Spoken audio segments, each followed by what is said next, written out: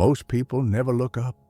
They walk beneath a sky they assume is empty, vast, silent, eternal. But above their heads, just beyond the blue veil of atmosphere, civilization hangs suspended on invisible threads. Thousands of machines trace perfect arcs through the void, moving faster than rifle bullets, passing within meters of one another in a dance no human eye can see. No one hears the near misses. No one feels the tension building in that crowded darkness. We have come to believe that space is ours, conquered, permanent, the future itself made real. But this confidence is borrowed. This certainty is fragile, because something ancient waits in the burning heart of our star. Something that has slept quietly for decades, but will not sleep forever. And when it wakes, when it sends a single pulse of violence screaming across 93 million miles of emptiness, it could reach up with invisible fingers and erase our path to the stars. Not in centuries, in days. There is a room you will never see. It sits in the basement of a nondescript building, far from any coastline, far from any mountain. The walls are painted institutional beige. The air hums with the white noise of servers that never sleep, and on a wall of glowing screens, a man watches dots move across a grid. Each dot is a satellite. Each line is a trajectory, and every few minutes, two lines drift closer together than they should. His coffee went cold 3 hours ago. He doesn't notice. His eyes track the numbers scrolling beside each object: altitude, velocity, time to closest approach. The alarm doesn't scream when it triggers. It chirps, polite, insistent, professional. Two objects will pass within 800 meters of one another in 47 minutes. At 17,000 miles per hour, 800 meters is nothing. It is a whisper, a breath. He opens a channel, sends a command. Somewhere above the planet, thrusters fire for 3 seconds. The trajectory bends. The lines on his screen diverge. The alarm goes silent. No one will ever know how close it came. This is the hidden truth of low Earth orbit. It is not empty space. It is a crowded highway with no traffic lights, no lane markers, no emergency shoulders. Thousands of satellites thread through the same narrow band of altitude. Some the size of washing machines, others the size of city buses, all moving fast enough to circle the Earth in 90 minutes.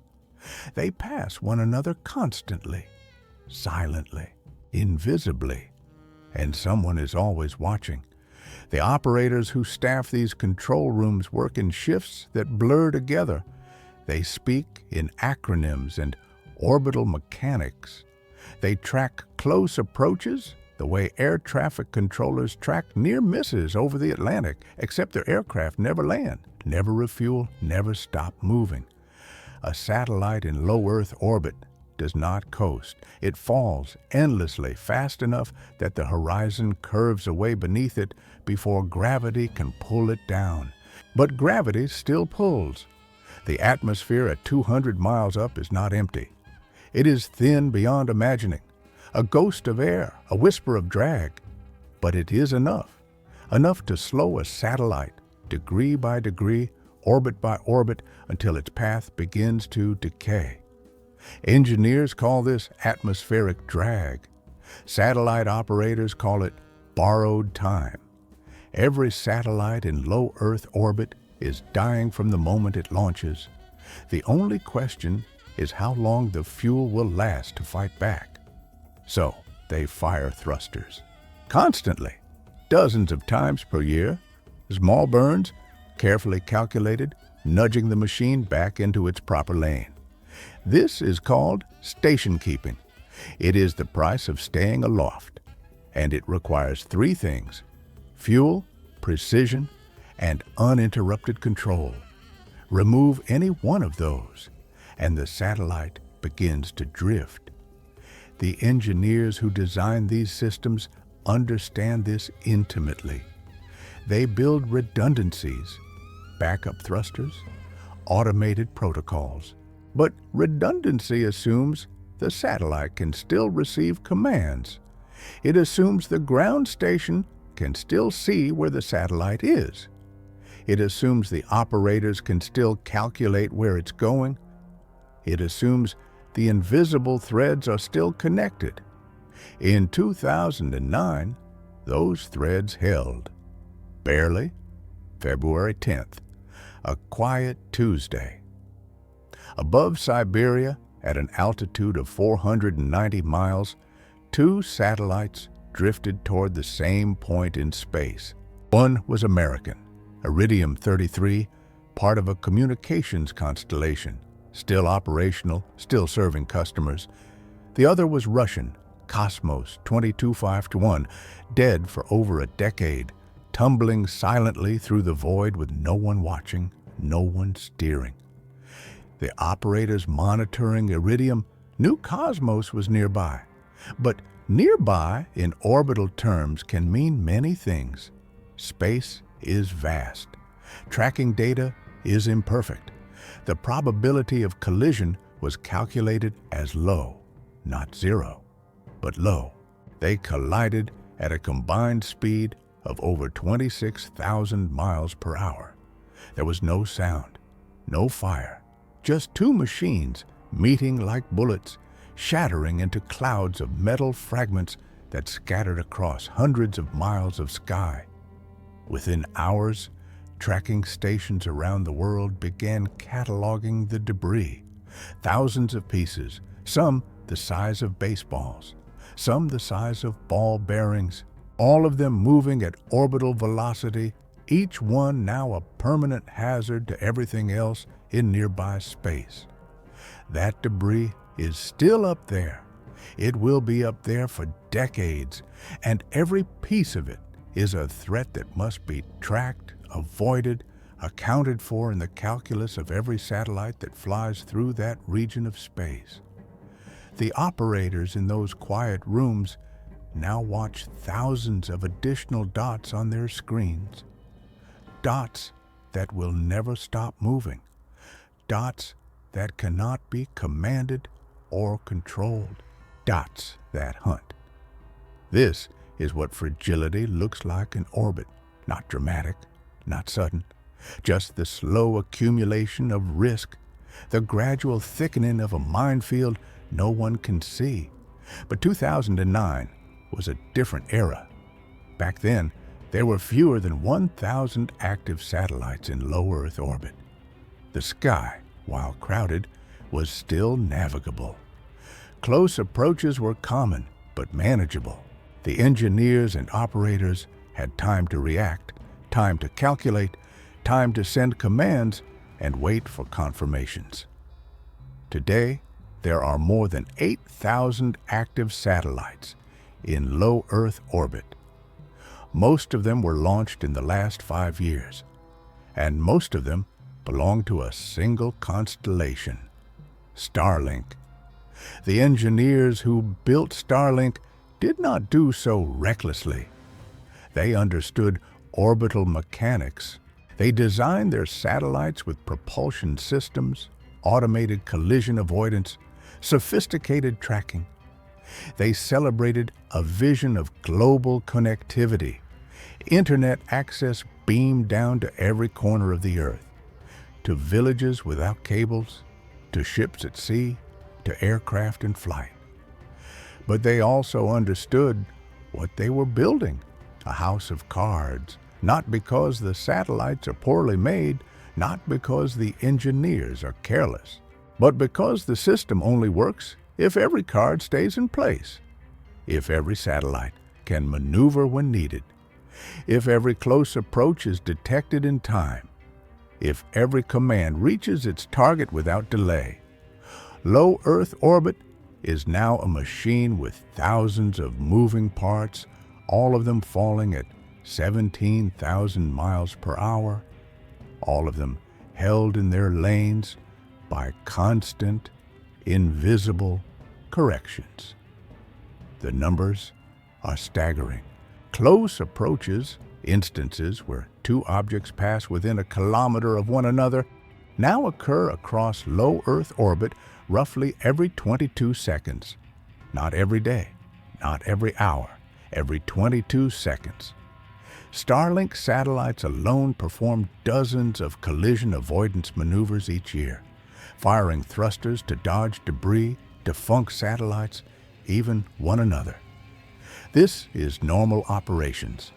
This is the baseline, and it only works because the operators can see, because the satellites can hear, because the commands can flow uninterrupted from ground to orbit and back again.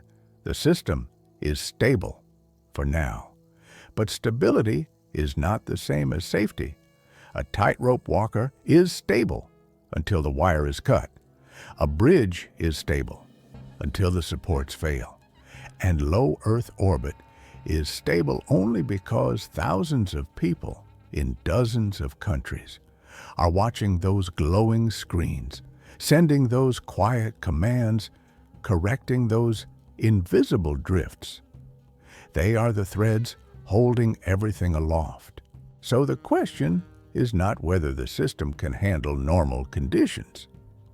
The question is, what happens when the conditions stop being normal? What happens when the people guiding this dance and the machines executing it suddenly lose their sight?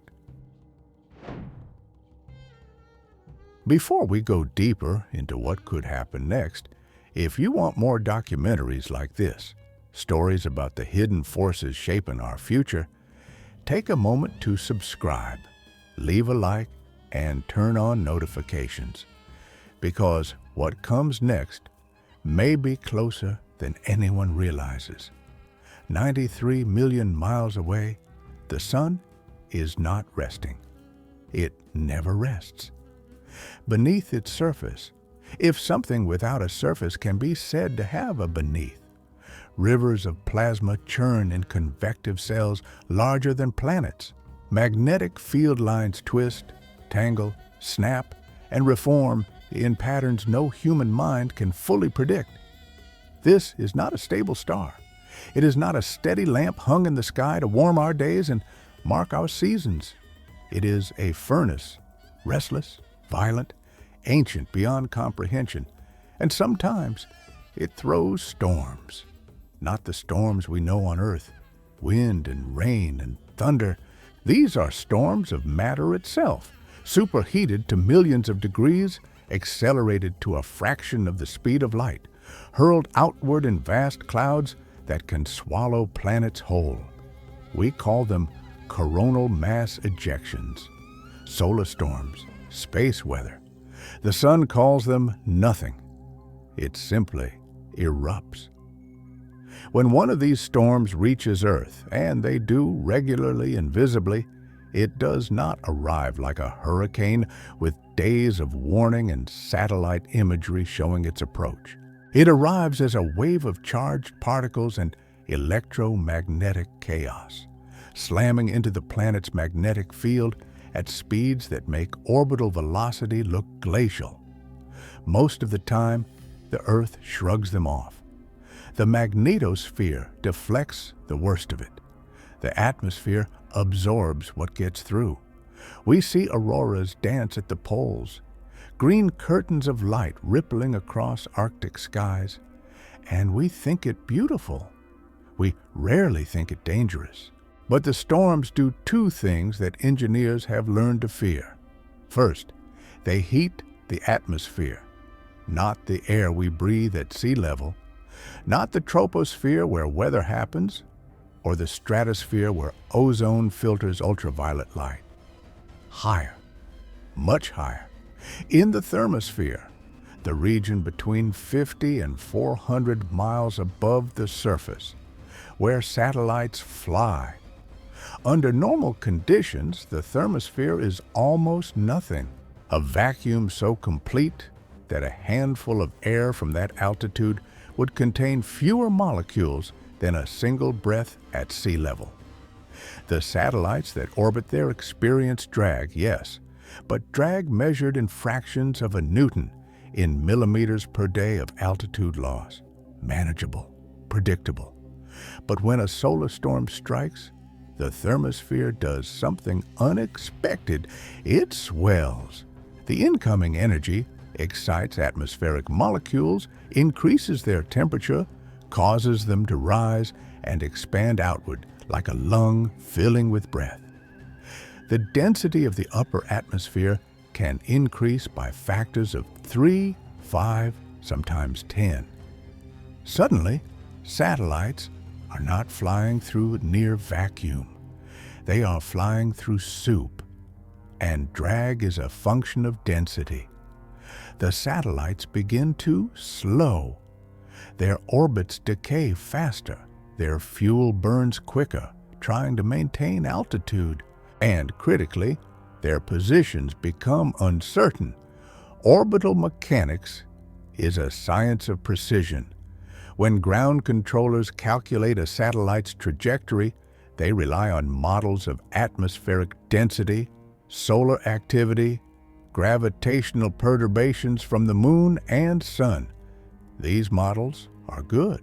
They work under normal conditions.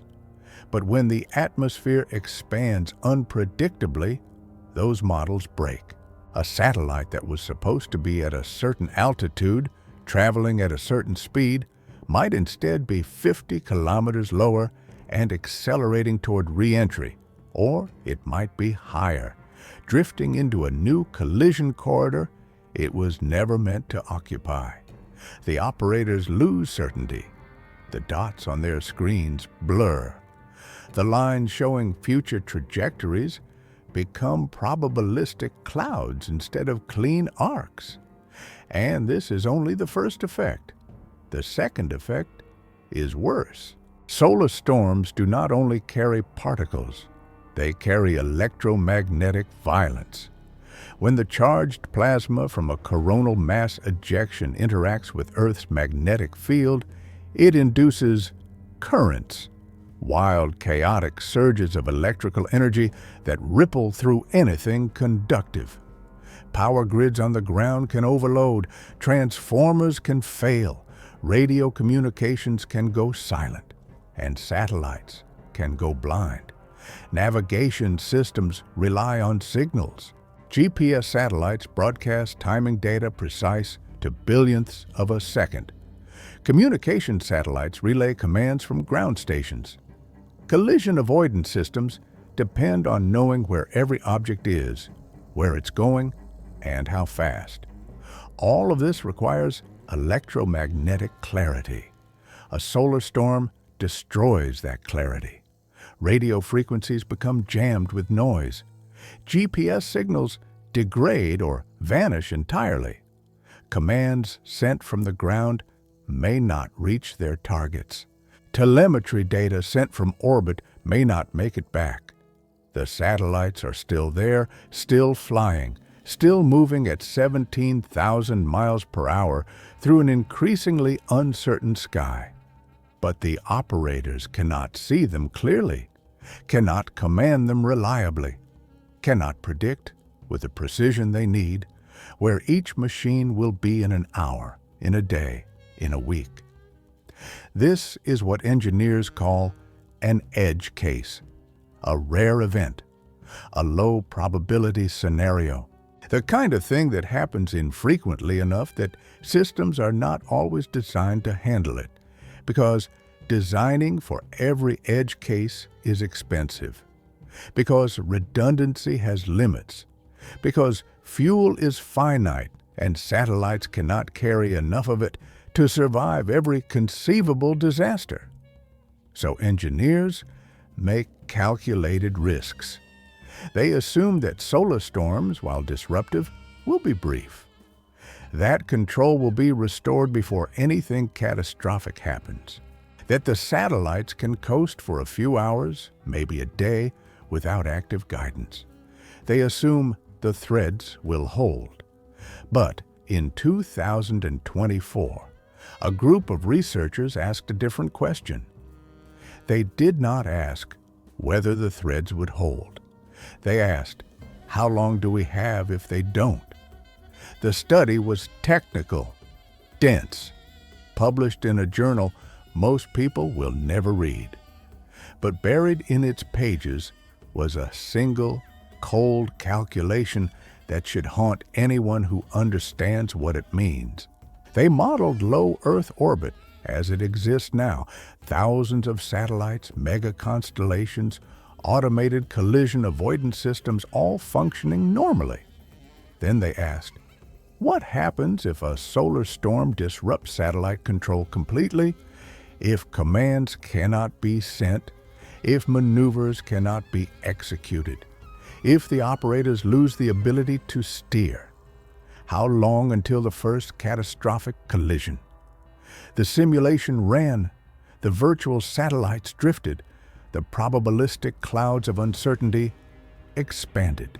Close approaches that would normally be avoided became unavoidable.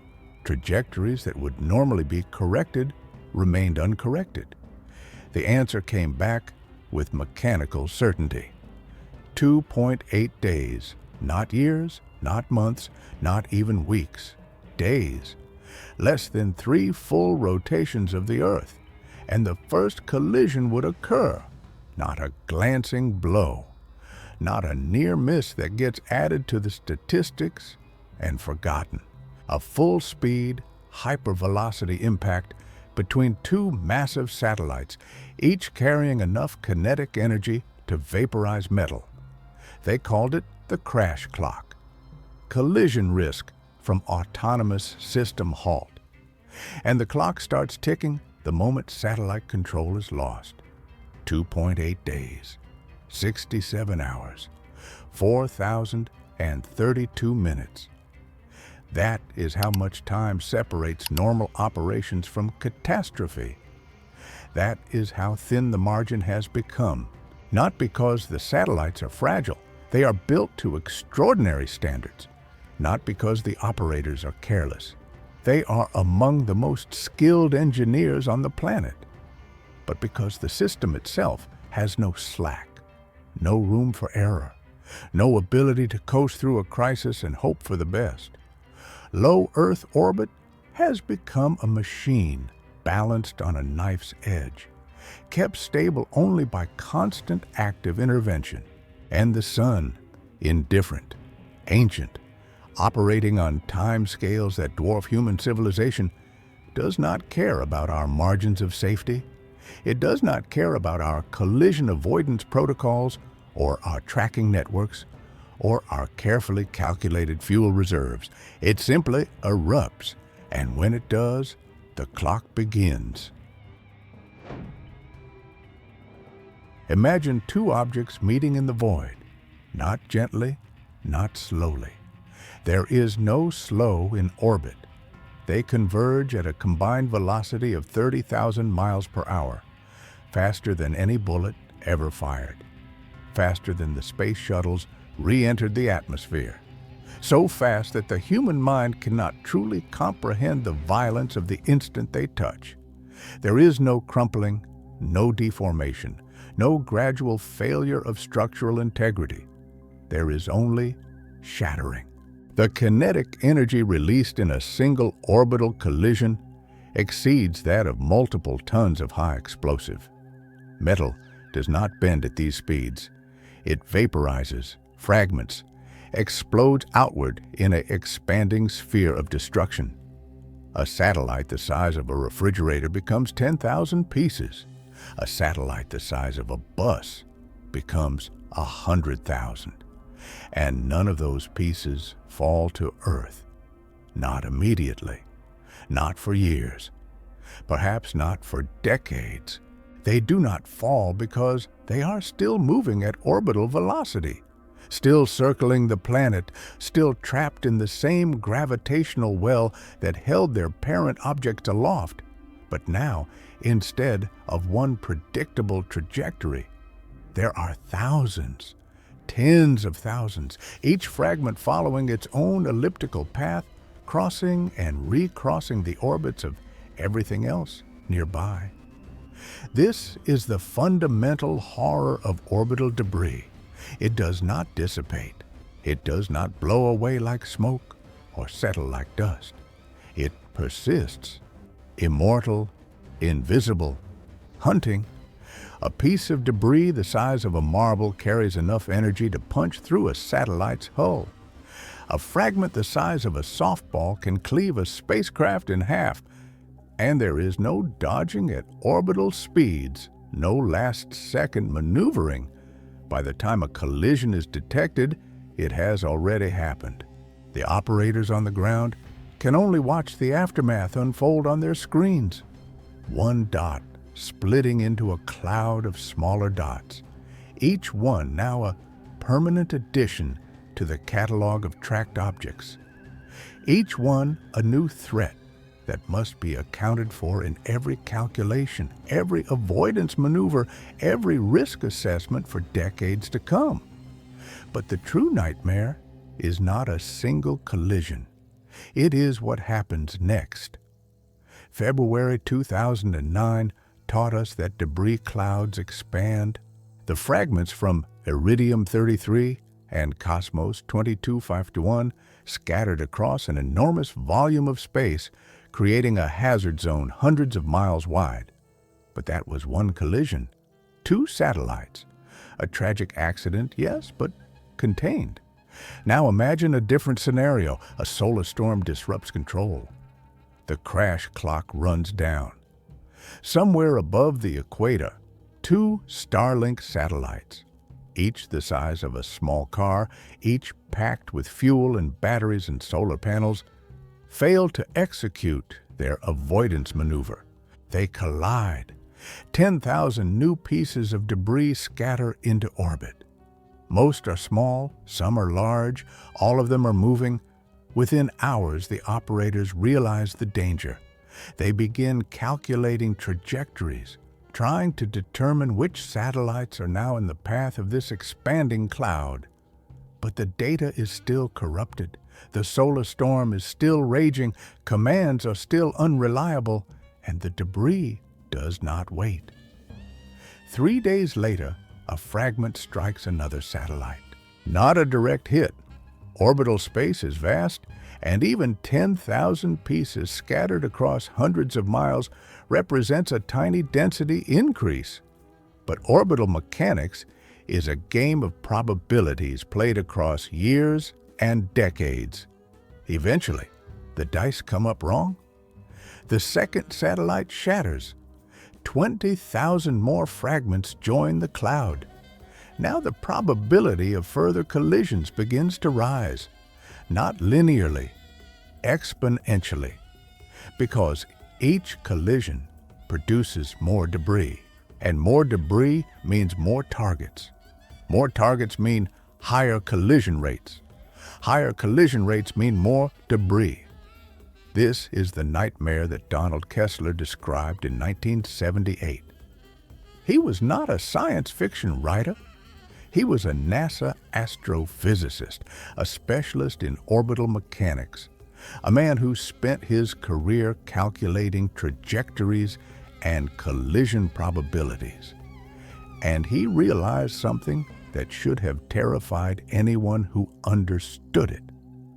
There is a threshold, a critical density of objects in orbit beyond which collisions become self-sustaining, where each impact produces enough debris to guarantee future impacts, which produce more debris, which guarantee more impacts, in a cascade that feeds on itself until entire regions of orbital space become impassable. He called it the Kessler Syndrome. Others have called it the collisional cascade, the ablation cascade, the runaway debris scenario. The name does not matter. What matters is that once it begins, it cannot be stopped. Not by human intervention, not by careful planning or emergency protocols or international cooperation. The physics become inexorable. The debris spreads, collides, fragments, spreads further. Tracking stations catalog the growing cloud but can do nothing to slow it. Satellites, still in operation, desperately maneuver to avoid the thickest concentrations, burning fuel they cannot replace, buying time they cannot sustain, and eventually they fail. One by one, the satellites fall silent. Some are destroyed outright by impacts. Others exhaust their fuel trying to dodge and begin uncontrolled tumbles toward re-entry. Still others survive, but become trapped, unable to maneuver safely, unable to deorbit, locked in orbital lanes now too dangerous to cross. Low Earth orbit transforms from a highway into a minefield, and humanity, watching from below, realizes with mounting horror that the sky itself has become a prison. This is not speculation. This is not dystopian fiction. The mathematics of Kessler Syndrome are well established. The threshold densities have been calculated, and multiple studies in the last decade have warned that certain regions of low Earth orbit, particularly the zones between 500 and 800 miles altitude where satellite density is highest, may already be close to that threshold, not in the distant future. Now, the orbital collision between Iridium and Cosmos in 2009 produced debris that will linger for 50 years.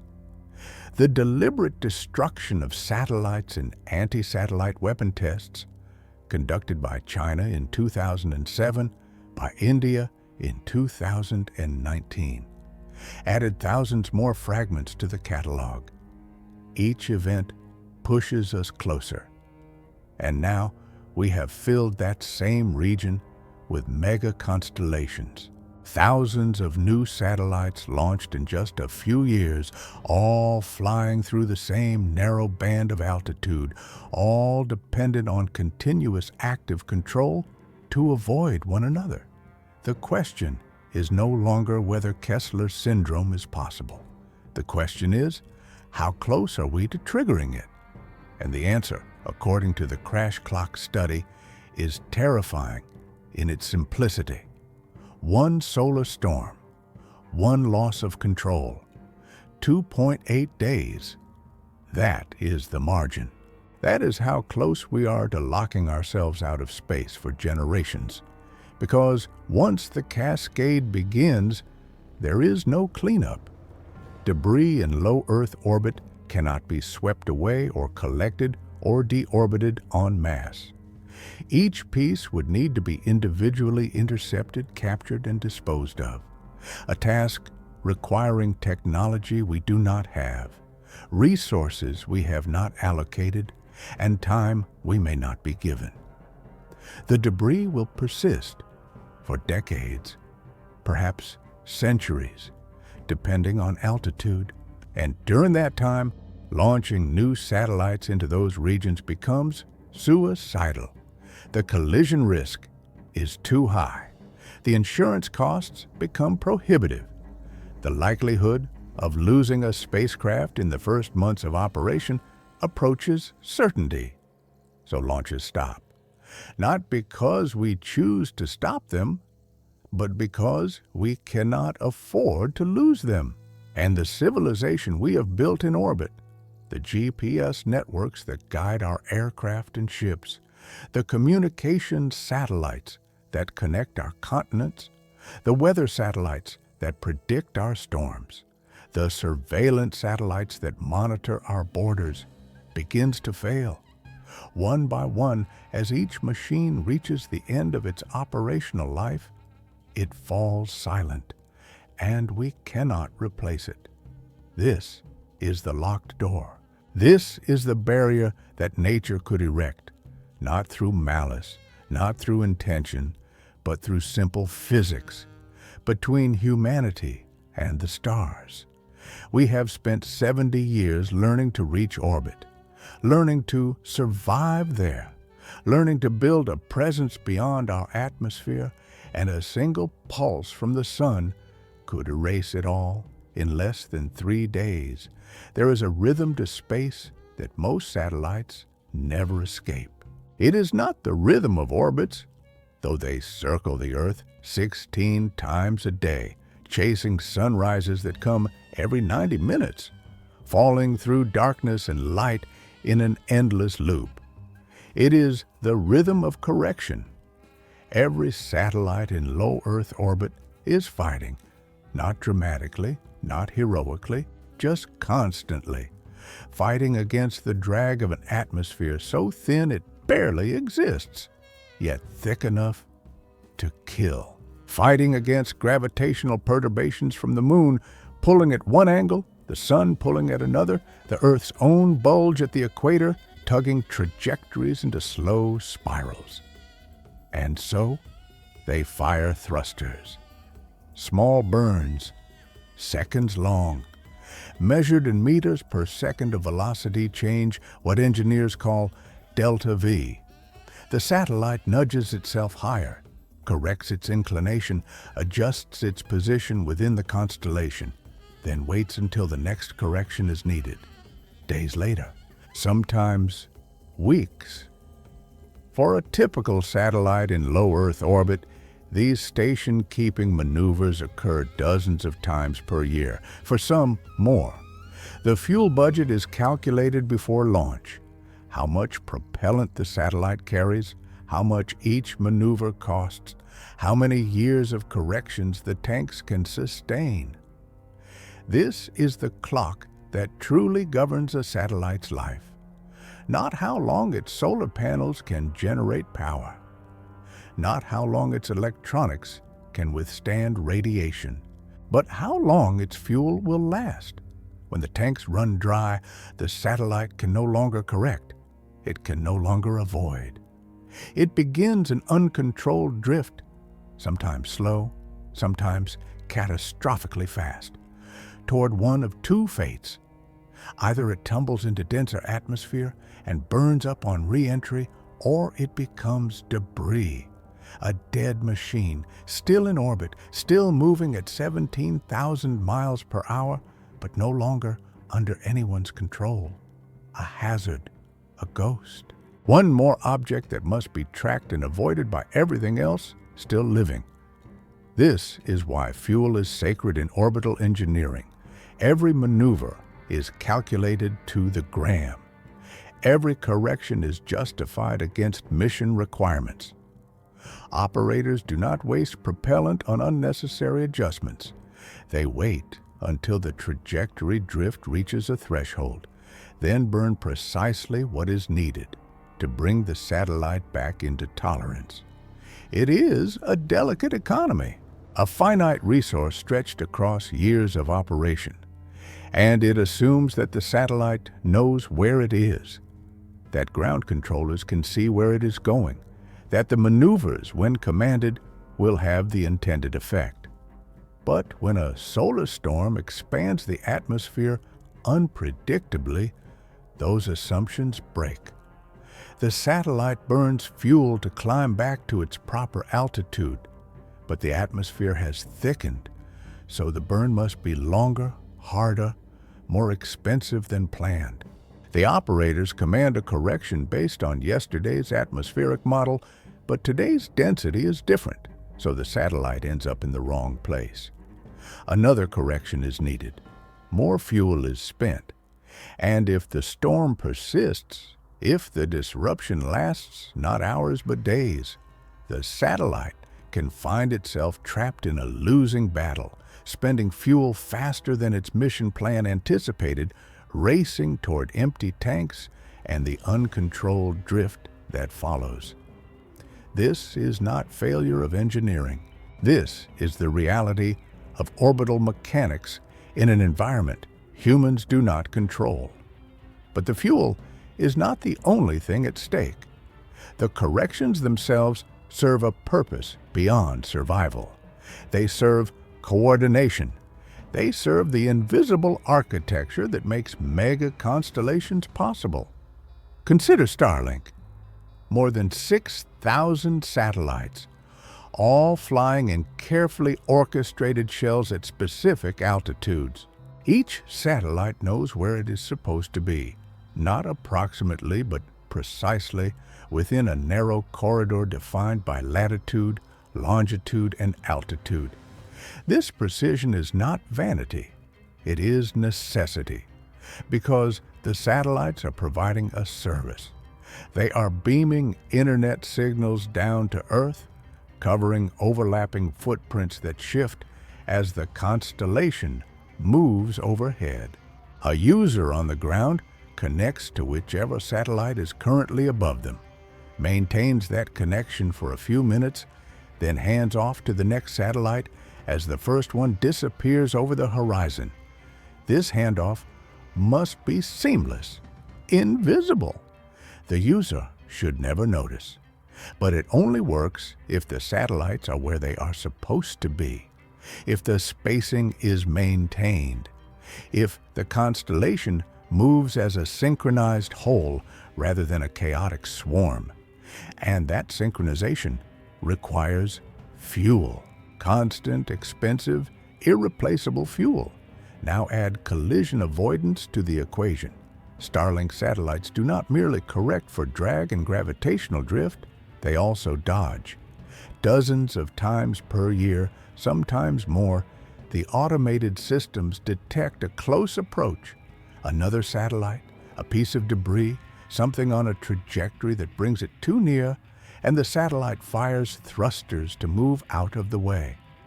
These maneuvers are not optional. They are survival, but they are also unplanned.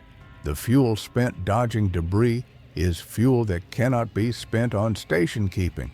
The satellite that burns propellant avoiding a collision has less margin for future corrections, less ability to maintain its position within the constellation, less operational lifespan before its tanks run dry. And the more debris there is, the more often satellites must dodge. The more often they dodge, the faster they exhaust their fuel. The faster they exhaust their fuel, the sooner they become debris themselves. This is the hidden fragility of mega-constellations. Not that they are poorly designed, not that the satellites are unreliable, but that they exist in an environment where the baseline risk is rising, where every new object added to orbit, every new satellite, every new fragment of debris increases the collision probability for everything else. It is a system that scales non-linearly. Double the number of satellites and you more than double the number of close approaches. Triple the number, and the avoidance maneuvers begin to dominate the fuel budget. Increase the debris density, and satellites start failing not because they are hit, but because they run out of fuel trying not to be hit. And all of this assumes the satellites can maneuver when needed. It assumes the ground controllers can see the threat coming, can calculate the optimal avoidance trajectory, can send the command in time. It assumes the threads are connected. But the purpose of these machines, the reason humanity built them in the first place, is worth understanding, because it explains why we accepted the risk, why we filled the sky so quickly, why we built mega-constellations before we fully understood the consequences. We built them because the world demanded it. Global internet, connectivity for billions of people in regions where cables cannot reach, real-time communications for aircraft crossing oceans, navigation systems precise enough to guide autonomous vehicles through city streets, weather monitoring to predict hurricanes days in advance, climate observation to track ice melt and deforestation and atmospheric carbon, every modern convenience, every safety system, every piece of infrastructure that makes 21st century life possible. Orbiting overhead, vulnerable, irreplaceable. We did not build these constellations recklessly. We built them because the alternative was unthinkable. because leaving half the world disconnected was unacceptable, because the benefits seemed worth the risks, and for years they were. The system worked, the satellites maneuvered, the fuel lasted, the collisions were avoided, but we kept adding more satellites, more constellations, more nations launching their own systems, claiming their own orbital lanes, filling the same narrow band of altitude with thousands of new machines. And the margins got thinner. The fuel budgets got tighter. The avoidance maneuvers got more frequent until we arrived at now, at this moment, at a configuration of orbital space that is stable only because we maintain it, constantly, actively, with no room for error and no ability to pause. We built a house of cards, and then we built it taller, and now we stand beneath it, looking up, hoping the wind does not blow. The danger is not linear. This is what orbital engineers learned too late to change course. This is the revelation that should have stopped us from building so quickly, so densely, so high above the safety of ground. Congestion does not scale like traffic on a highway. On a highway, if you double the number of cars, you roughly double the chance of an accident. The risk grows in proportion to the density. Predictable, manageable. But in orbit, if you double the number of satellites, you more than quadruple the number of potential collisions. Because every satellite is a threat to every other satellite. This is the mathematics of mutual risk, of combinatorial explosion. When you have 10 satellites, there are 45 possible pairs that could collide. Add 10 more satellites, just 10, and now there are 190 possible pairs. Double the constellation again, and the number of potential collisions does not double. It explodes. This is why close approaches now occur every 22 seconds across low Earth orbit. Not because individual satellites are careless, but because with thousands of objects sharing the same space, the sheer number of trajectories crossing one another becomes staggering, and each close approach requires a decision. Is this one dangerous? Should we maneuver? Which satellite should move? The one with more fuel or the one easier to command? What if both satellites try to dodge in the same direction and make the situation worse? These decisions used to be made by humans, engineers studying trajectories, calculating probabilities, conferring across agencies and companies before issuing commands. But there is no longer time for that. The system moves too fast now. Too many satellites, too many close approaches, too many decisions needed every hour of every day, so we gave the decisions to machines. Automated collision avoidance systems, algorithms that monitor trajectories in real time, assess risks without human input, and command satellites to maneuver without waiting for approval. It was the only way to keep up. But automation assumes perfect information. It assumes the satellite knows where it is, knows where every other object is, knows that the avoidance maneuver will have the intended effect. Remove that information, blind the satellite, corrupt the tracking data, delay the commands, and the automation becomes useless. Worse than useless. Dangerous, because the satellite will still try to avoid collisions based on the last data it received. But if that data is hours old, if the trajectories have shifted, if the atmosphere has expanded and changed everything, then the satellite might maneuver into danger rather than away from it. Or it might not maneuver at all, just drift, blind, waiting for commands that never arrive. This is the hidden architecture of modern orbit. Not just the satellites themselves, but the network of ground stations tracking them, the radar installations scanning the sky for debris, the optical telescopes watching for glints of sunlight off tumbling metal, the computational models predicting where every object will be in an hour, a day, a week, humanity attempting to count every bullet in the sky.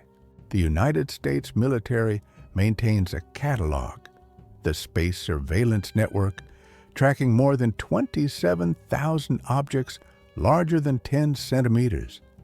Every satellite, every spent rocket stage, every fragment from every collision and explosion and anti-satellite test ever conducted. 27,000 tracked objects, but there are hundreds of thousands more too small to track reliably. Fragments the size of marbles, bolts, paint flecks, each one traveling at orbital velocity, each one capable of catastrophic damage. And the tracking is imperfect. Objects in low Earth orbit move against a background of stars, appearing and disappearing as they pass into shadow, tumbling unpredictably if their attitude control has failed. Ground stations must observe each object repeatedly, measuring its position, its velocity, its acceleration, and fit those observations to a mathematical model of its orbit. But models are not reality. They are approximations, predictions, and they degrade over time as atmospheric drag, solar pressure, and gravitational perturbations nudge the real trajectory away from the predicted one. So the objects must be reobserved constantly, the catalog updated, the predictions refined. It is a task that never ends, and it only works if the tracking stations can see, if the radar is functioning, if the optical telescopes are not blinded by atmospheric interference, if the sun is not hurling plasma toward Earth. Because when a solar storm strikes, the ionosphere, the layer of charged particles high in the atmosphere, becomes turbulent. Radio waves scatter. Radar signals degrade. Satellites that use GPS to determine their position find their receivers jammed with noise. The tracking network does not go completely blind, but its vision blurs. The uncertainties grow. The predictions become less reliable. And the operators, watching their screens, see the clean lines of trajectory become fuzzy probability clouds. They see satellites that should be in one place appearing somewhere else. They see close approaches multiplying as the atmospheric drag becomes unpredictable. They see the system beginning to drift out of control. And they know, because the mathematics tell them, because the simulations have shown them, because the crash clock is no longer theoretical, that they have less than 3 days to restore control before the first collision becomes inevitable. 3 days to calm the sun, to clear the ionosphere, to re-establish command links and recalculate trajectories and send the corrections that will pull every satellite back into its proper lane. 3 days, but the sun does not care about human timelines. It erupts when magnetic field lines snap, when plasma pressures build beyond tolerance, when the chaotic convection beneath its surface twists into configurations unstable enough to explode. And those eruptions are not predictable, not precisely, not with enough warning to prepare. We have satellites watching the sun, spacecraft like SOHO and SDO orbiting at stable points between Earth and our star, monitoring solar activity, detecting the first signs of a coronal mass ejection as it erupts. But the warning time is measured in hours, sometimes less than a day. By the time we know a storm is coming, it is already too late to do anything except brace for impact. The satellites cannot be moved to safety. There is no safety in orbit, no harbor to shelter in. The constellations cannot be powered down. Too many ground systems depend on them. Too many critical services would fail. All we can do is watch and hope the storm is weak. Hope the disruption is brief. Hope the threads hold long enough for control to be restored. But hope is not a strategy. And the system we have built, this towering, fragile architecture of orbital infrastructure, does not have room for hope. It has room only for precision, for uninterrupted control, for margins that no longer exist. We built highways in the sky with no shoulders. We filled them with traffic moving at rifle speeds. We gave the steering to automation that depends on perfect information. And then we placed it all beneath a star that does not care whether we survive. This is the trap we have constructed for ourselves, not through malice, not through ignorance, but through speed, through ambition, through the relentless drive to build faster than we could fully understand the consequences.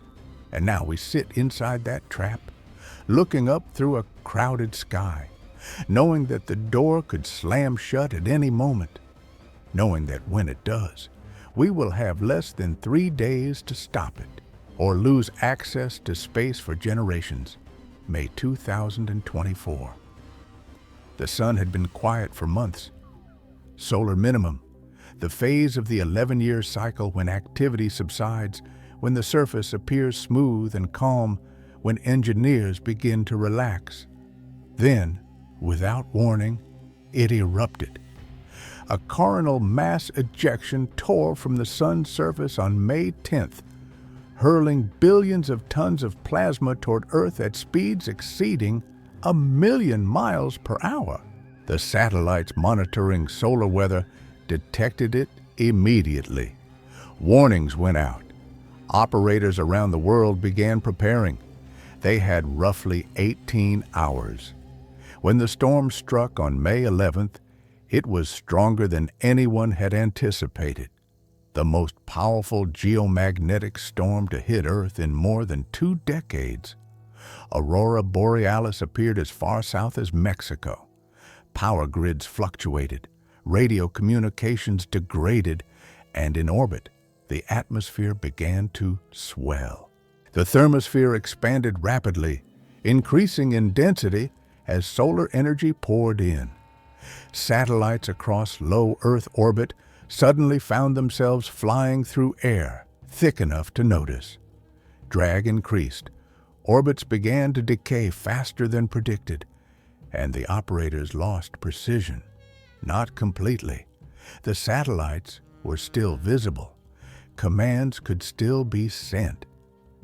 But the atmospheric models, the carefully calibrated predictions of density at each altitude, were suddenly wrong. The satellites were not where the models said they should be. Close approaches that had been calculated as safe became uncertain, and more than half the satellites in low Earth orbit were forced to maneuver. Not a handful, not a few dozen, more than half. Thousands of satellites, burning fuel they had not planned to spend, correcting for atmospheric drag that should not have been so severe, adjusting their orbits to avoid collisions that suddenly seemed far more likely than they had the day before. The storm lasted 5 days. 5 days of expanded atmosphere. 5 days of degraded tracking. 5 days of satellites burning through their fuel budgets faster than mission planners had ever anticipated. And when it was over, when the sun's fury subsided and the thermosphere began to contract, the orbital engineers ran the calculations. How much fuel had been spent?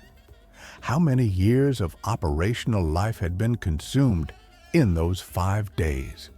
How close had the system come to losing control?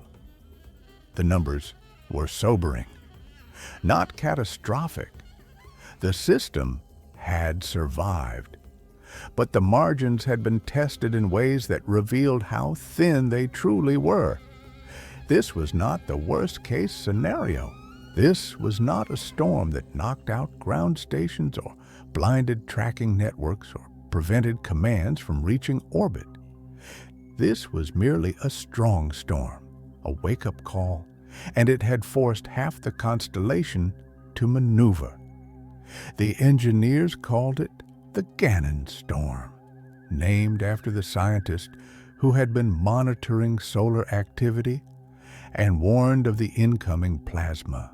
But among the operators who had spent those 5 days watching their screens, recalculating trajectories, issuing emergency commands, it was called something else, a rehearsal. Because they knew, they had always known, but now they knew viscerally that a stronger storm was possible. The sun had done worse before. September 1st, 1859, a British astronomer named Richard Carrington was observing sunspots through his telescope, mapping the dark blemishes that crawled across the sun's surface, tracking their positions, noting their movements. Then, for the first time in recorded history, a human being witnessed a solar flare in real time. A brilliant white light erupted from the sun's surface. Carrington watched, stunned, as the flare brightened and spread across his field of view. He called for others to witness it. Within minutes, it was over, but the plasma was already on its way. 17 hours later, far faster than any coronal mass ejection ever recorded since, the storm reached Earth. The impact was immediate and catastrophic. Telegraph systems across Europe and North America went haywire. Operators received electric shocks from their equipment. Telegraph paper caught fire spontaneously. Some lines continued to operate even after their power sources were disconnected, driven purely by the currents induced in the wires by the geomagnetic storm. Aurora borealis appeared at latitudes that had never seen them. Witnesses in the Caribbean reported skies glowing red and green. People in the Rocky Mountains woke in the middle of the night, convinced it was dawn, and began preparing breakfast before realizing the light was coming from above, not from the east. It was the most powerful geomagnetic storm in recorded history. And it happened in a world with almost no electrical infrastructure, no power grids, no satellites, no GPS, no communication systems dependent on electromagnetic signals propagating through space.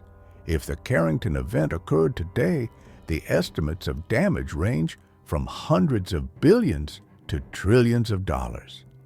Power transformers would fail across entire continents. Satellites would be blinded, damaged, or destroyed outright. GPS would become unreliable or useless. Radio communications would go silent, and in low Earth orbit, control would be lost. Not for hours, not for a day. For as long as the storm raged, the tracking networks would struggle to see through the ionospheric chaos. Ground stations would lose contact with satellites as radio frequencies became jammed with electromagnetic noise. Commands sent from Earth might not reach their targets. Telemetry sent from orbit might not make it back. And the satellites, thousands of them moving at 17,000 miles per hour through an atmosphere suddenly expanded far beyond normal density, would be on their own, unable to maneuver with certainty, unable to avoid collisions with precision, unable to do anything except drift and hope.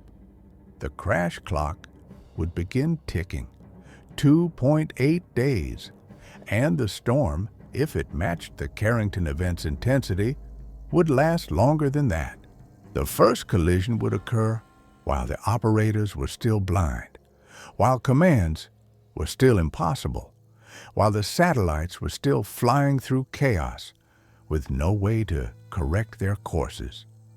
And once the first collision occurred, the debris would scatter. Thousands of new fragments, each one a projectile, each one increasing the probability of further impacts. The cascade would begin while humanity was still powerless to stop it. By the time the storm subsided, by the time ground control was restored and tracking networks came back online and operators could see what had happened, it might already be too late. The debris field might already be spreading. The collision rate might already be climbing. The cascade might already be self-sustaining. And low Earth orbit would be lost, not forever. Eventually, atmospheric drag would pull the debris down. Over decades, perhaps centuries, the fragments would slow and tumble into thicker air and burn up on re-entry. But during those decades, during the entire lifetime of anyone alive today, launching new satellites into the contaminated zones would be suicidal. We would be locked out, not by war, not by politics, not by economic collapse or technological failure, by physics, by the simple, inexorable mathematics of orbital mechanics combined with solar fury. This is not speculation. The Carrington Event happened. It was real. The records exist. Telegraph operators' logs, eyewitness accounts, measurements of magnetic field disturbances taken by scientists who had no idea what they were observing. It happened once, and the sun has not changed. It is the same star, the same restless furnace, operating on the same 11-year cycles, building toward the same periodic maxima of activity. Solar physicists estimate the probability of another Carrington-class event occurring in any given decade at roughly 12%. Not 0, 12%. One chance in 8 that sometime in the next 10 years, the sun will hurl a storm powerful enough to blind our satellites, expand our atmosphere, and trigger the crash clock countdown. And we have done nothing to prepare for it. We have built our constellations anyway, filled the sky anyway, accepted the risk anyway, because the alternative, slowing down, limiting launches, leaving orbital lanes empty as safety margins, was economically unthinkable, politically impossible, strategically unacceptable. So we built faster, higher, denser, and now we wait. The scientists monitoring solar activity watch their instruments with growing unease. They issue predictions, track sunspot cycles, warn when active regions rotate into view. But they cannot predict the next Carrington event. They cannot tell us when it will happen, cannot give us weeks or months of warning to prepare. The best they can do is watch. And when the eruption begins, send out an alert. 18 hours, if we're lucky. 18 hours to brace for a storm that could end our access to space for generations. 18 hours before the crash clock begins. And then 2.8 days until the first collision. Unless we are very, very fortunate. Unless the storm is weaker than feared. Unless control is restored in time. Unless the satellites can survive, blind and drifting, long enough for human hands to pull them back from the edge. Unless the threads hold. But the Carrington Event did not ask permission before it struck. And the next one will not wait for us to be ready. There is a room in Boulder, Colorado, where 3 people watch the sun die and be reborn every 11 years. Not literally, not completely, but close enough that the metaphor holds. The Space Weather Prediction Center operates around the clock, monitoring instruments pointed at our star. Satellites like SOHO and SDO send back images every few seconds, ultraviolet portraits of the sun's surface, magnetic field maps showing where energy concentrates, coronagraph images revealing plasma eruptions as they tear away from the photosphere. And the scientists who study these images have learned to recognize the signs. A sudden brightening in a sunspot group, magnetic field lines twisting into unstable configurations, the appearance of what they call a delta-class active region, a concentration of opposite magnetic polarities pressed so close together that reconnection becomes inevitable. These are the warnings, the signatures of a star preparing to erupt, but warnings are only useful if there is time to act. When a coronal mass ejection launches from the sun's surface, traveling at 1,000,000 miles per hour, the plasma takes between 15 and 18 hours to reach Earth, sometimes faster. The Carrington Event took only 17 hours, a speed that still confounds solar physicists who study the records. 18 hours to send alerts, to notify satellite operators, to warn power grid managers and aviation authorities and military communications networks that a storm is coming. 18 hours to prepare for something that cannot be stopped. And then the waiting begins. The operators in those control rooms, the ones monitoring thousands of satellites, watching trajectories, calculating close approaches, receive the notifications with a mixture of dread and resignation, because they know what comes next. The atmosphere will expand, the tracking data will degrade, the satellites will begin drifting from their predicted positions, and for days, perhaps a week, if the storm is strong, they will be flying partially blind through a sky that is suddenly more dangerous than it was the day before. They have rehearsed this. They have protocols, emergency procedures for prioritizing which satellites to maneuver first, which constellations are most critical, which machines can be allowed to drift temporarily while fuel is conserved. But protocols assume the storm will be manageable, brief, within the range of scenarios they have planned for. They do not assume a Carrington event, and the sun is not cooperating. We are entering solar maximum now. The peak of solar cycle 25, predicted to occur sometime in 2025 or 2026. The exact timing is uncertain. Solar cycles do not follow precise schedules, but the trend is clear. Sunspot numbers are rising. Active regions are appearing more frequently. The rate of solar flares and coronal mass ejections is increasing week by week. This is normal. This is expected.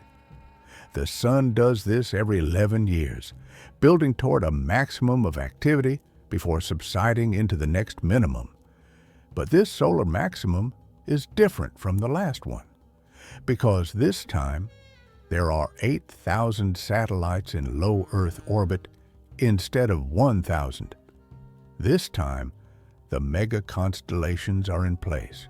The automated collision avoidance systems are running continuously. The fuel budgets are already stretched thin from normal operations. This time, the margins are gone.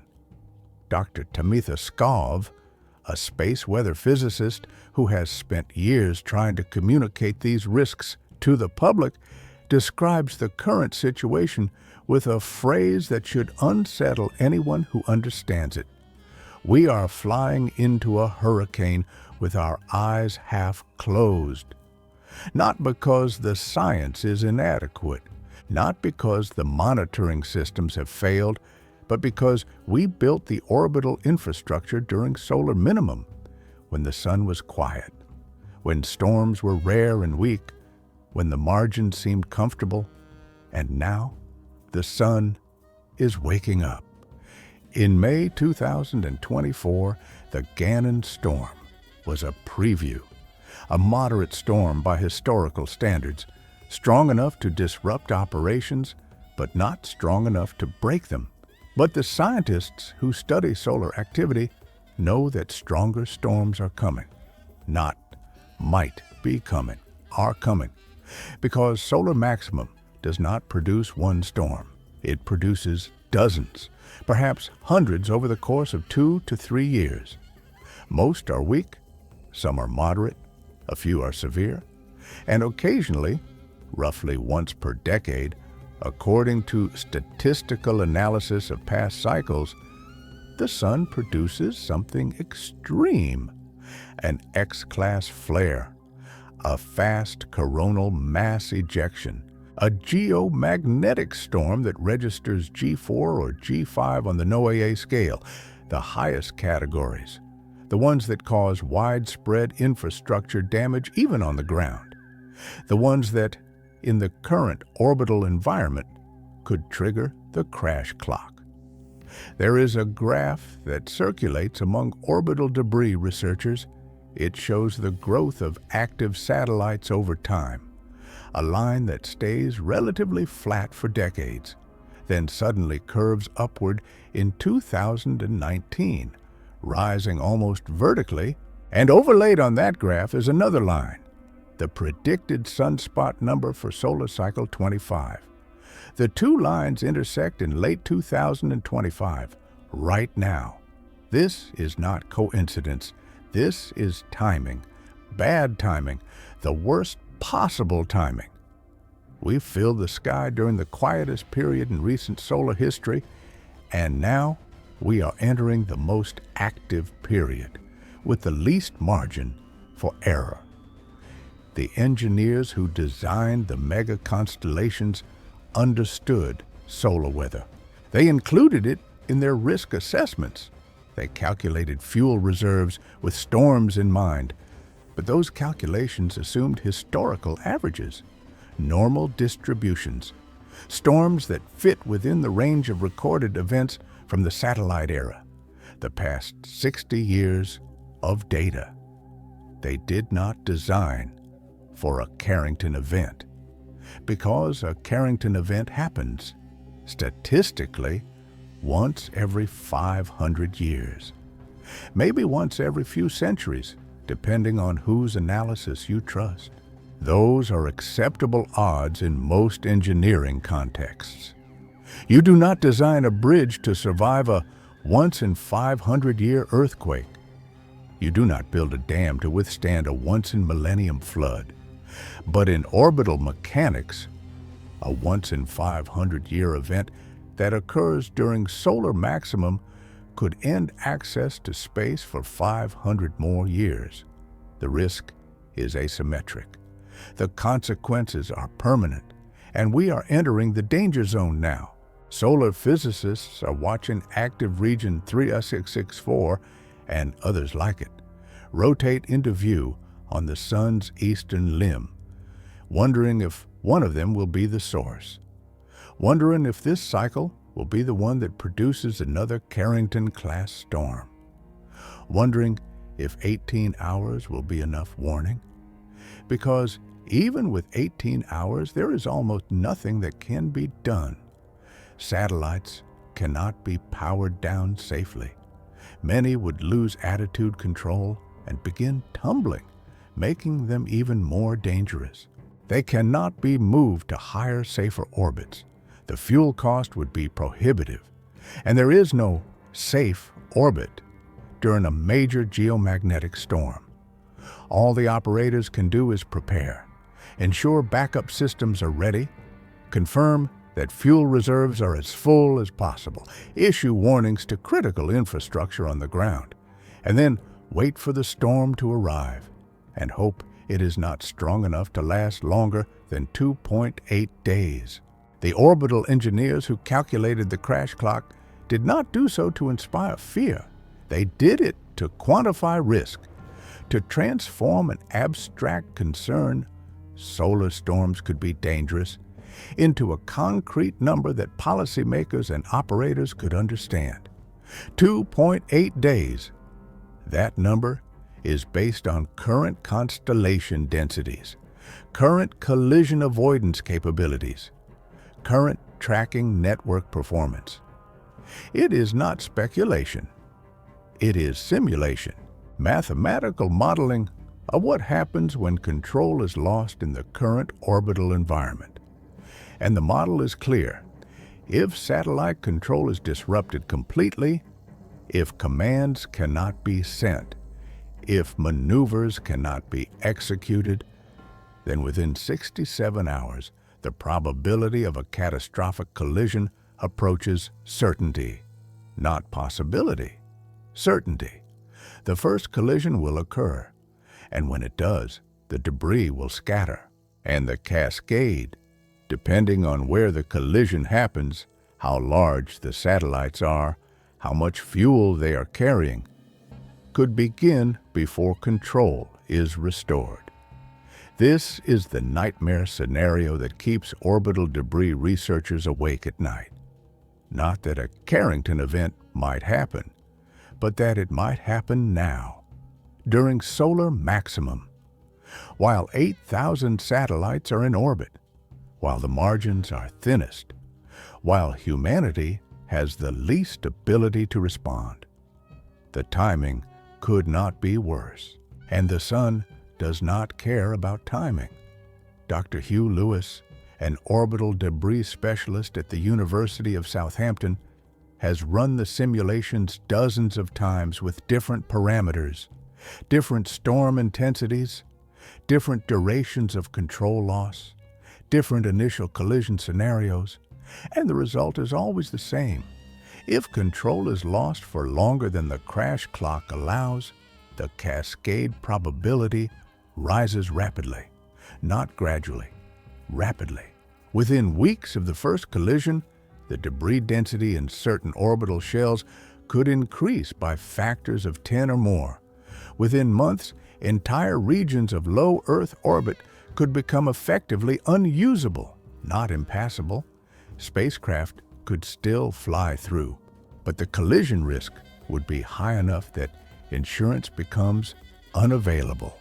Launch providers refuse to accept the liability, and mission planners cannot justify sending billion-dollar satellites into orbits where their survival is measured in months rather than years.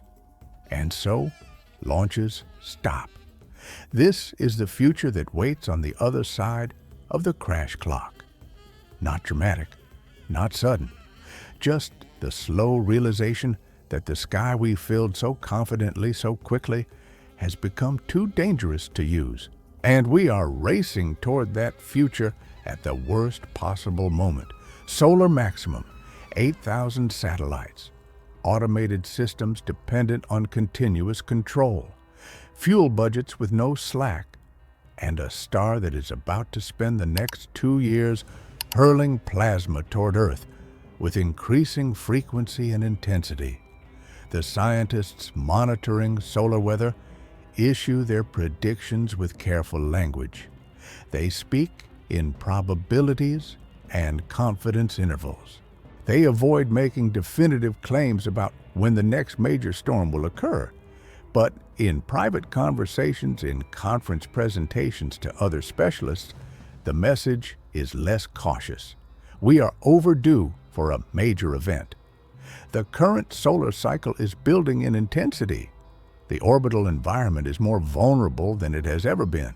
And when, a Carrington-class storm occurs during the next 18 months, the consequences could be irreversible. Not might be, could be. The difference between those two words is everything. The satellites are in place. The constellations are operational.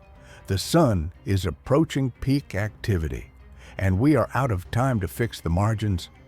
All we can do now is watch and wait, and hope that when the sun finally erupts with full fury, we are not in the path of the storm, or that if we are, 18 hours is enough.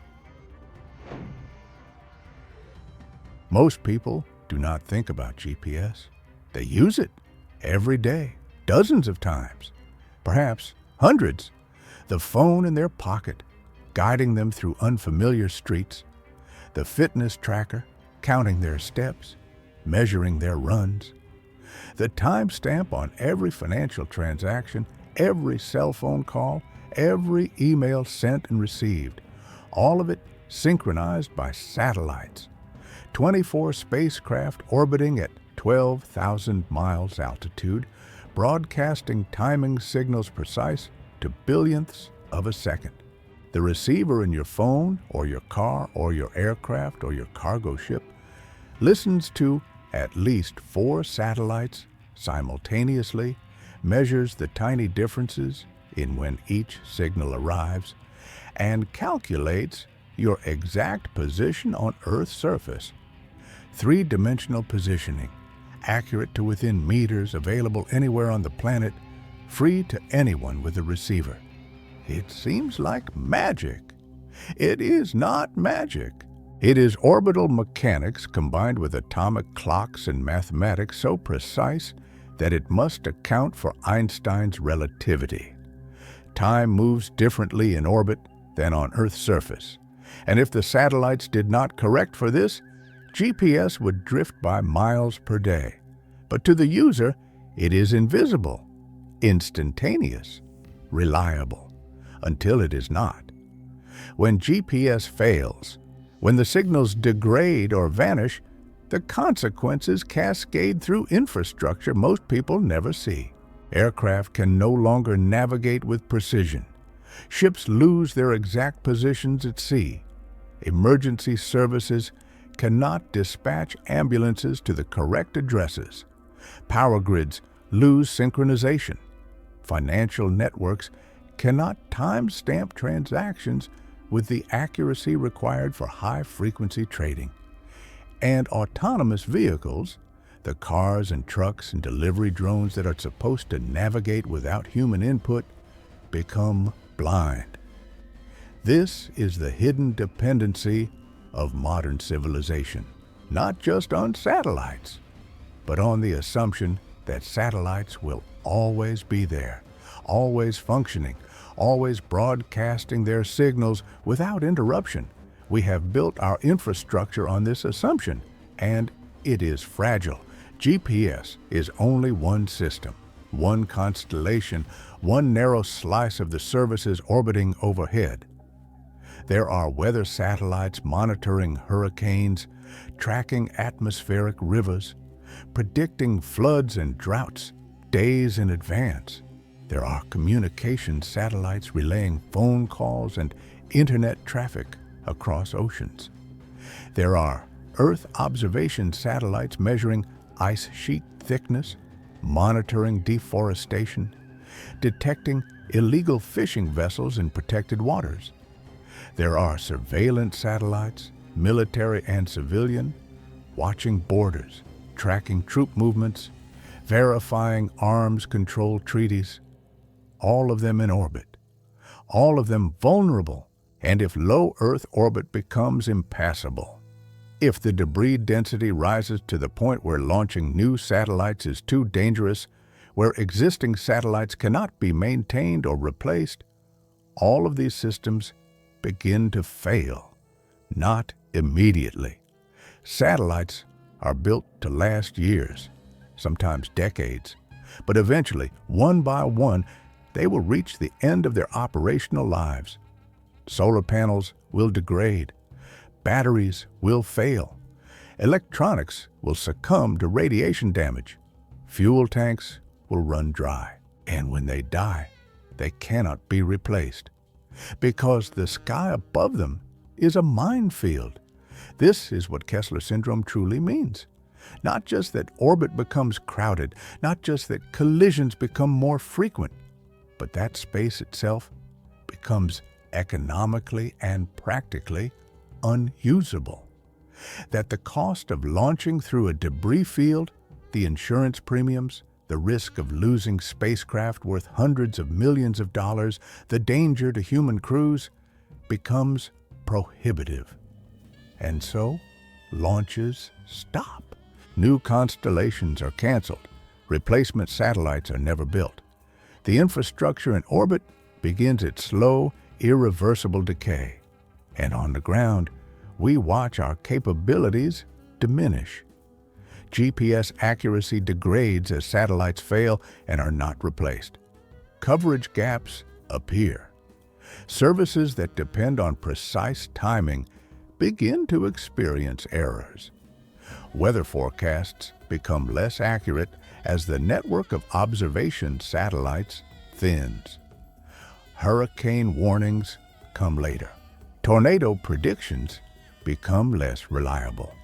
Communication capacity drops. Internet traffic must be rerouted through undersea cables that were never designed to carry the full load.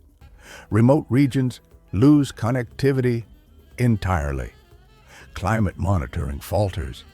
The satellites that track ice melt, ocean temperatures, atmospheric carbon, the instruments that give us the data needed to understand how rapidly the planet is changing, fall silent. And we are left guessing.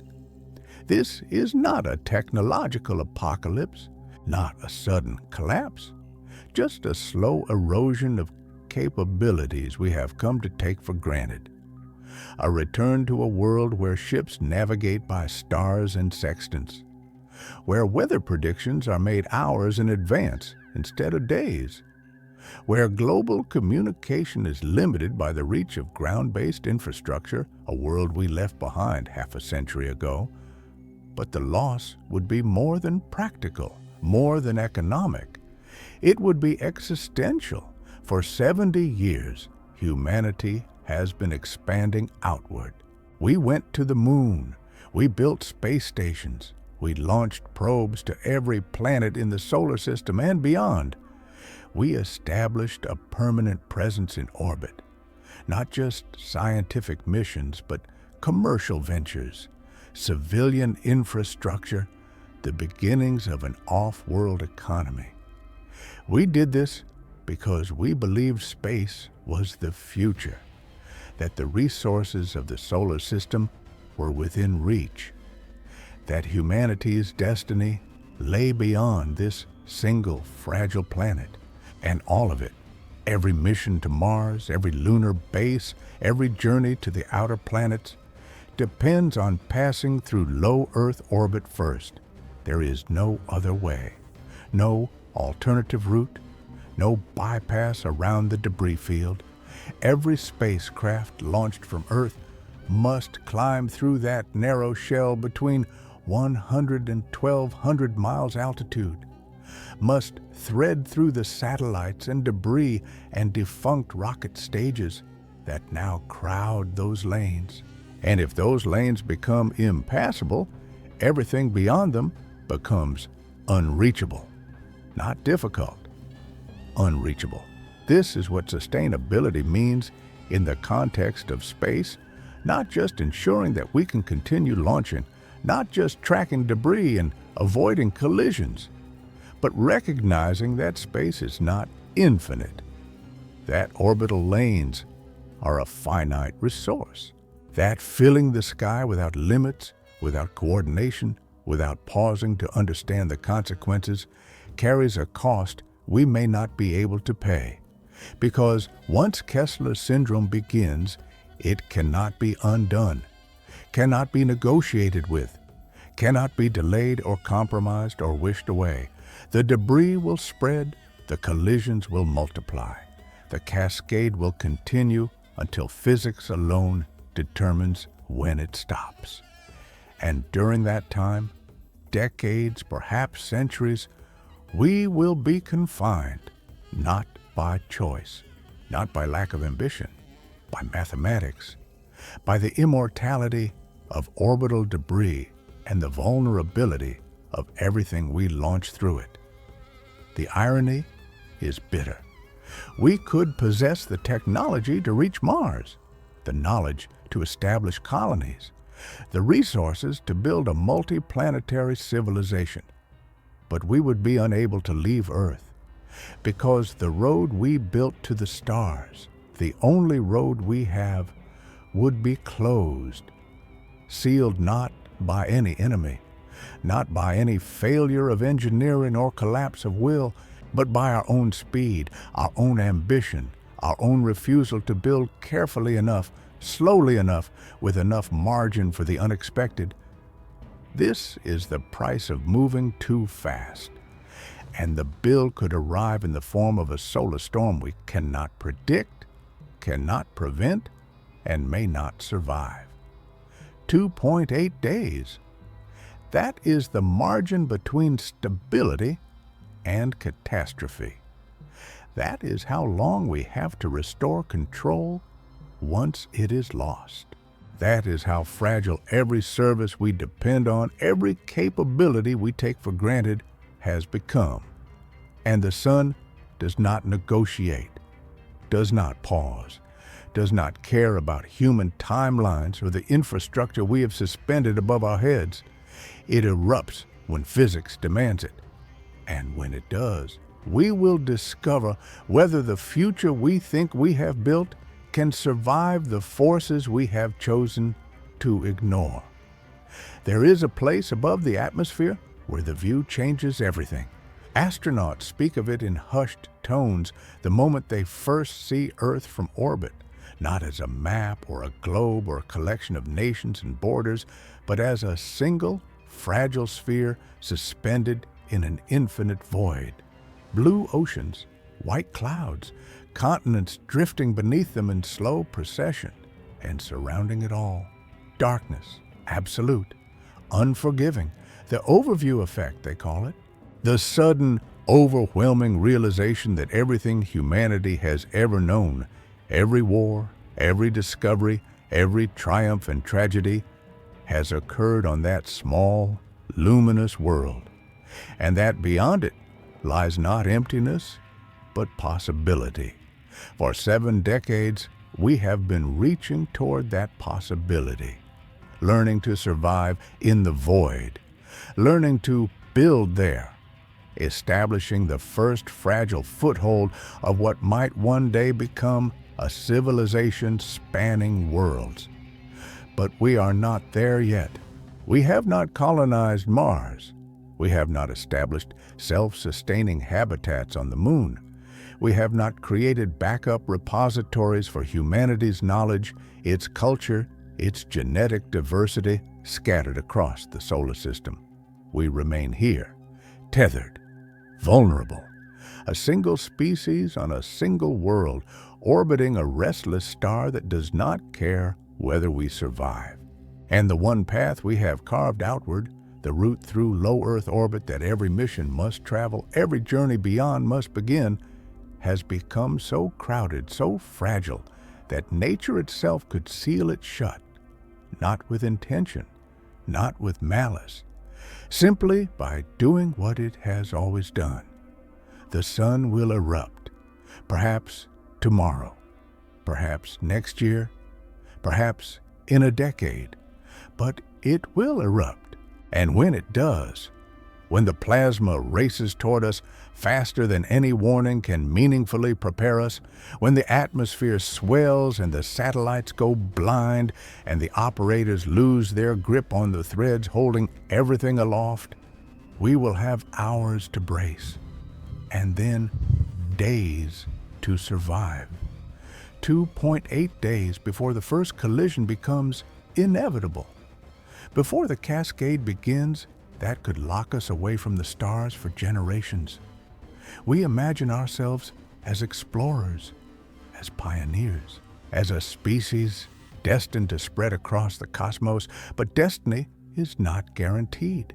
It must be earned, protected, built with enough care and foresight that a single storm cannot erase decades of progress. And we have not been careful. We have been fast, ambitious, confident that the margins would hold, that the risks were acceptable, that progress justified the danger. But margins erode, risks compound, and confidence, however well-intentioned, does not change physics. The astronauts who looked back at Earth understood something the rest of us forget. We are not as permanent as we believe, not as secure, not as safe. That thin blue line of atmosphere, barely visible from orbit, so delicate it seems a breath might disperse it, is all that separates us from the void.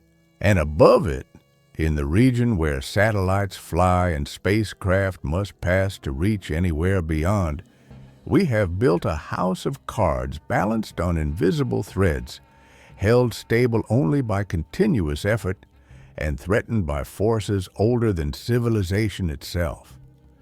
This is not a story about technology failing. This is a story about hubris, about the belief that space would always be there, always accessible, always waiting patiently for us to reach a little farther. Space is not patient. It operates by rules that predate humanity, rules written in orbital mechanics and thermodynamics and the mathematics of collision cascades. And those rules are absolute. Fill an orbital shell beyond a critical threshold and collisions become inevitable. Trigger enough collisions and the cascade becomes self-sustaining. Lock yourself out of low Earth orbit and everything beyond it, the Moon, Mars, the asteroid belt, the outer planets, the stars themselves, becomes unreachable. Not unreachable because we lack the knowledge. Unreachable because we cannot leave. The cruelest irony is that we would still be able to see them. The stars would still shine. Mars would still hang red in the evening sky. The moon would still rise, bearing the footprints of astronauts who walked there half a century ago, proving it could be done. But the road would be closed, and we would be left here, looking up, knowing that our own ambition, our own refusal to build slowly enough, carefully enough, with enough respect for the forces we do not control, had locked the door. For how long? A generation? 2? 10?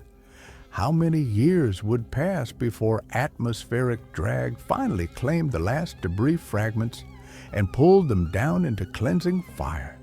How many children would grow up hearing stories of space stations and lunar bases and missions to Mars and understand those stories as history, not possibility? How long before the dream of leaving Earth became myth? We stand now at a threshold we may not recognize until we have already crossed it. The satellites are in place. The constellations are growing.